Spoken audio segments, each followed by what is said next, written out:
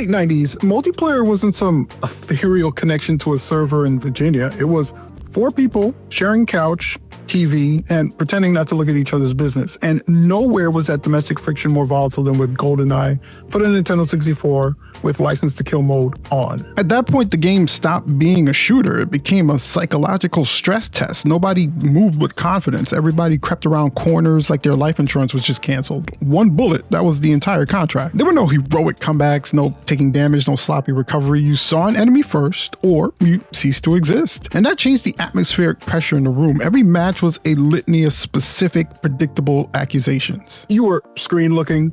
You know where everybody was. You were camping in vents. You picked Odd Job because he was the one character whose physical stature was like a physical exploit to the game's auto-aim mechanics. You only won because the hardware was struggling to render 4 distinct perspectives at 10 frames per second, and nobody could see a damn thing in the corner of their screen. GoldenEye didn't feel competitive in the modern, sterilized sense. It felt personal because the person who eliminated you, it wasn't some faceless user from 3 states away. It was usually your best friend sitting 3 feet to the left of you, grinning like a freaking goddamn psychopath. Therefore, the License to Kill setting, it wasn't just a gameplay modifier, it was a social filter. It was a friendship stress test under impossible hardware conditions. I mean, modern matchmaking is efficient, it's balanced, it's fair, but it can never replicate the pure concentrated salt of losing your dignity to somebody sitting close enough to you to smell the Doritos on your breath. And there's no mute button for all that taunting. We didn't play GoldenEye to improve our ranks. We played it to establish a hierarchy in the living room. It was a beautiful broken era of gaming where the loudest weapon in the room wasn't an RCP-90.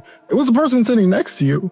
And with one-shot kill on, those friendships became very theatrical, very loud, and very volatile, very fast.